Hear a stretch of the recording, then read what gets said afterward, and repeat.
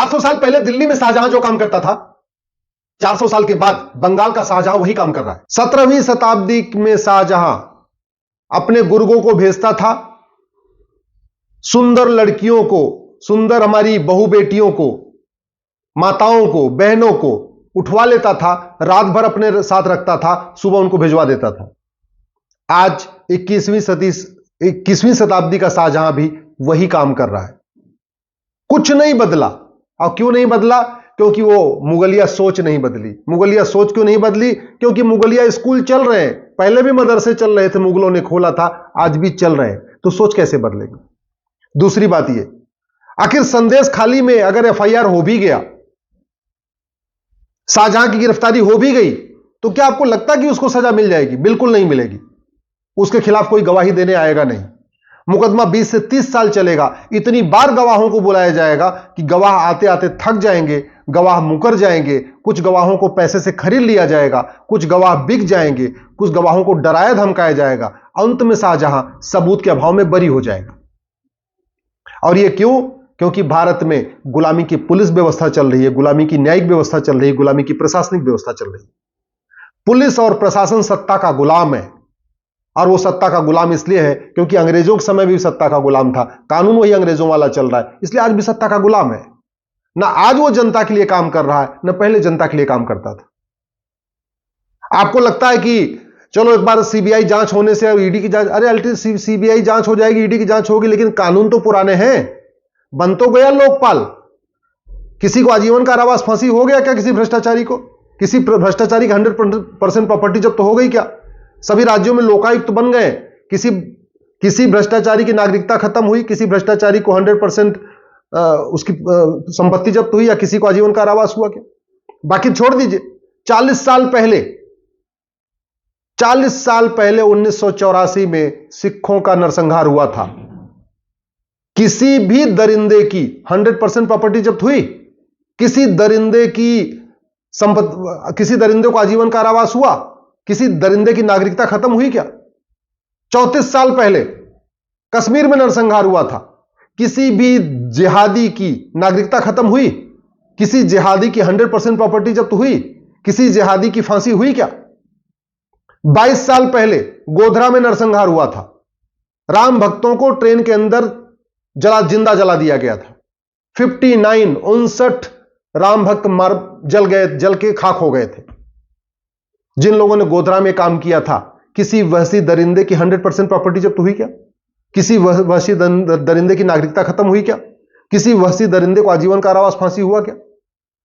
मैं बार बार कह रहा हूं, तू मैं करने से, पॉलिटिकल बतौलेबाजी करने से, आरोप प्रत्यारोप करने से कुछ नहीं होने वाला भैया।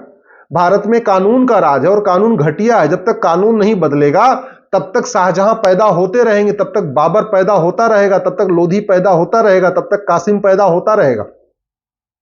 अगर वास्तव में आप चाहते हैं कि भारत में भ्रष्टाचार अपराध खत्म हो, तो सबसे पहले गुलामी की पुलिस व्यवस्था बदलने की मांग करिए। 1861 का पुलिस एक्ट खत्म करने की मांग करिए। भारत में 1 नेशन 1 पुलिस कोड लागू करने की मांग करिए।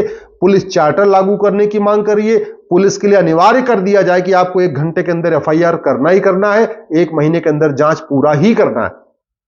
1 महीने के अंदर जांच पूरा करने के लिए आपको कानून बनाना पड़ेगा, नार्को पॉलीग्राफ ब्रेन मैपिंग कानून।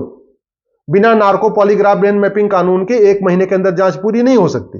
बिना नार्को पॉलीग्राफ ब्रेन मैपिंग कानून के पूरी सच्चाई सामने नहीं आ सकती। दूसरा, एक कानून बनाना पड़ेगा, झूठ को गंभीर अपराध घोषित करना पड़ेगा। अभी झूठ बोलना पाप तो है, लेकिन झूठ बोलना गंभीर अपराध नहीं है। जिस दिन झूठ बोलने पे 10 से 20 साल की सजा मिलना शुरू हो जाएगा, झूठ पकड़ने के लिए narco polygraph brain mapping test होना शुरू हो जाएगा।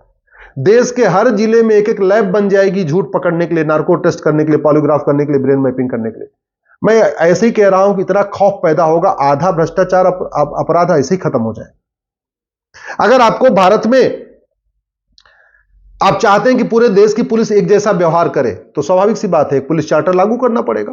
पुलिस को स्वतंत्र बनाना पड़ेगा, पुलिस को निष्पक्ष बनाना पड़ेगा। अभी जो सत्ता की गुलाम बन के रहती है उसको खत्म करना पड़ेगा। अगर चाहते हैं आप कि जल्दी जल्दी एफआईआर हो, जल्दी जल्दी जांच हो, जल्दी से मुकदमे की सुनवाई हो, तो आपको भारत में अमेरिका की तरीके से फेडरल पिनल कोड जैसे अमेरिका में लागू है ना, one nation one penal code, ऐसा लागू करना पड़ेगा। भारत में हर अपराध के लिए एक कानून है। घूसखोरी का अलग कानून, जमाखोरी का अलग कानून, मिलावटखोरी का अलग कानून, कालाबाजारी का अलग कानून, बलात्कार का अलग कानून, SC ST अलग कानून, पॉक्सो अलग कानून, आतंकवाद अलग कानून, अलगाववाद का अलग कानून, माओवाद नक्सलवाद अलग कानून, जिहाद का अलग कानून, कालाधन का अलग कानून, हवाला का अलग कानून, बेनामी संपत्ति अलग कानून, भगोड़ों का अलग कानून। अरे इतना कानून नहीं चाहिए मकड़जाल। FIR लिखने वाला ठीक से FIR नहीं लिख पा रहा है, जांच करने वाला ठीक से जांच नहीं कर पा रहा है, वकील ठीक से मुकदमा नहीं उसका देख पा रहे, जज ठीक से किताब नहीं पढ़ पा रहे, 50 घटिया कानूनों का मकड़जाल बना रखा है। अरे अमेरिका का आईफोन ले सकते हैं तो अमेरिका का कानून नहीं ले सकते क्या? एक ही किताब में chapter wise, chapter 1, chapter 2, chapter 3, chapter जितने अपराध हैं उनके लिए एक एक चैप्टर कर दिया, 150 चैप्टर डाल दिए। 150 अपराध के लिए जो 150 कानून अलग अलग चल सकते हैं उसके लिए उन्होंने एक ही किताब बना दिया, चैप्टर वाइज कर दिया। ये काम हम नहीं कर सकते क्या? हमारे यहां बुद्धिजीवी की कमी है क्या? अगर हम चाहते हैं संदेश खाली जैसी घटना फिर ना हो, और याद रखिए ये संदेश खाली में वही हो रहा है जो नोवा खाली में हुआ था। शाहजहां वही कर रहा है जो 400 साल पहले शाहजहां करता था। कोई बदलाव नहीं आया, कुछ नहीं बदला। देश आजाद हो गया है, सांसद बदल रहे हैं, विधायक बदल रहे हैं, मुख्यमंत्री बदल रहे हैं, शासक बदल रहे हैं, लेकिन व्यवस्था वही की वही पुरानी है। अगर हम चाहते हैं कि भारत में कठोर दंड मिले तो सबसे पहले जस्टिस विद इन ईयर लागू करना पड़ेगा।